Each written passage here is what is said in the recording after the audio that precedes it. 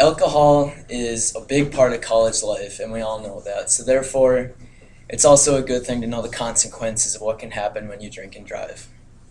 When I was 15 years old, we had just won our section baseball tournament, and I was brought up to the American Legion team because of a shortage of players. And we celebrated that night at our spot at the lake where we always went.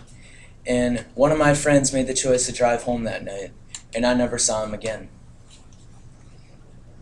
The next week in the state tournament, it was a double elimination tournament, so if we lost, our game would be at 10:30 in the morning the following day, the same time as his funeral.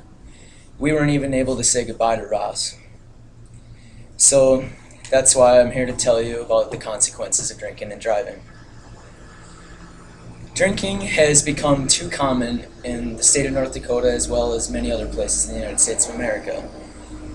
On the centurycouncil.org website, the scholarly journal I found, 40% of North Dakotan teens between the ages of 12 and 20 binge drank in the last month. That's an insane number.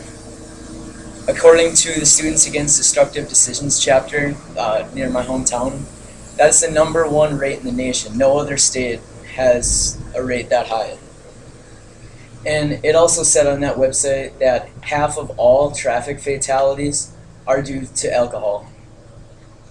So there's never an excuse to drink and drive. A lot of the time, kids think that they'll be in trouble if they're not home on their curfew or whatever. The parents are going to be mad. I can tell you that any good parent would go pick their child up if they were called, because they would rather pick them up from a party and maybe ground them for a week rather than pick their dead body out of a ditch. Another reason people think it's okay to drink and drive is they think that if they just go and have 1 or 2 drinks, they'll be all right, that they'll only be buzzed. Well, buzz driving is drunk driving. Statistics show that as soon as you put alcohol into your system, your decision-making process is impaired astronomically. So if you're going to be drinking at a party some night, stay away from a vehicle, because it really could be a matter of life and death. And so in my hometown now, we have a day set aside for people that have lost their lives to drinking and driving. Maybe some of you guys have heard of MAD, Mothers Against Drunk Driving. Well, they do this in our school, and their statistics show that every 20 minutes in the United States of America, somebody is killed somewhere in an alcohol-related traffic accident. That's 16,000 people a year. And so in our school that day, they take us outside and they have a mock car accident and things like that, just something for us to watch and get out of class for. But throughout that day, every 20 minutes, a random student is pulled out of class and had their face painted white. For the rest of the day, they're not allowed to talk or interact with anybody in the school other than just sit there and go and listen to class and represent somebody that's no longer with us.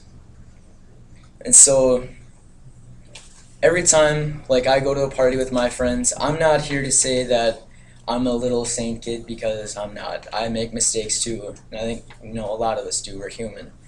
But every time I'm at a party with some of my friends, I remind them of what happened to Ross when they try to make the decision to drink and drive. And I tell them that I don't want to bury their jersey in center field next to his.